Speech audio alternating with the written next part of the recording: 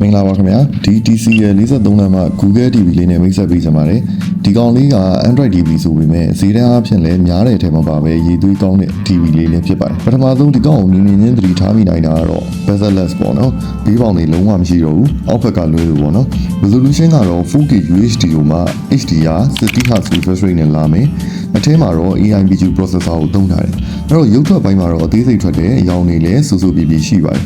Netflix လို HDR content တွေကြည့်တဲ့အခါမှာလည်း brightness ကတော်တော်လေးလင်းတယ်။မှောင်နေတဲ့အခန်းတွေမှာတော့အသေးစိတ်မြင်ရမှာဖြစ်ပါတယ်။ရိုးရိုး TV line တွေကြည့်မယ်ဆိုရင်လည်း upscale လုပ်ပေးမှာဖြစ်လို့ကြီးကြီးလင်းလင်းကြည့်နိုင်မှာဖြစ်ပါတယ်။ Viewing angle အဖြစ်လည်း188 degree ထိကြည့်လို့ရတော့ဒီ TV ရဲ့ရှေ့တဲ့တယ်မဟုတ်ပဲဘေးဘက်ကနေလန့်ကြည့်ရင်လည်းအရောင်ပြောင်းသွားတာမျိုးမရှိဘဲနဲ့ကြည့်နိုင်မှာဖြစ်ပါတယ်။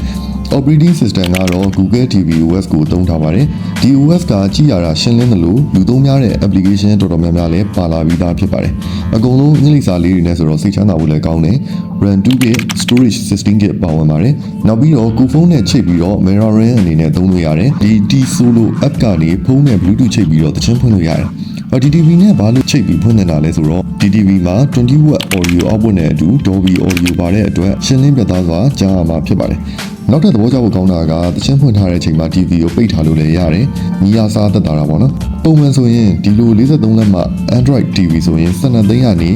18သိန်းလောက်ထိ brand လိုက်ရှိကြပြီမယ်ဒီ TCL TV ကတော့10သိန်းနဲ့9000ဆိုတော့ဒါမစိုးပြောရမယ်နောက်ပြီးတော့ကျွန်တော်တို့ဆိုင်ကဒီ TV ကိုဝယ်ယူမယ်ဆိုရင်1000 mAh power bank လေးလည်းလက်ဆောင်ရအောင်ပါဆိုတော့လာရောက်ဝယ်ယူအားပေးဖို့ဖိတ်ခေါ်ပါတယ်ဝယ်ယူခြင်းနဲ့ဆိုရင်တော့အကောင့်မွန်စင်တာမီနီတက်က အကောင့်မွန် electronic ကိုလာခဲ့ဖို့ဖိတ်ခေါ်ပါတယ်ခင်ဗျာအဆုံးထိကြည့်ပေးတာကျေးဇူးတင်ပါတယ်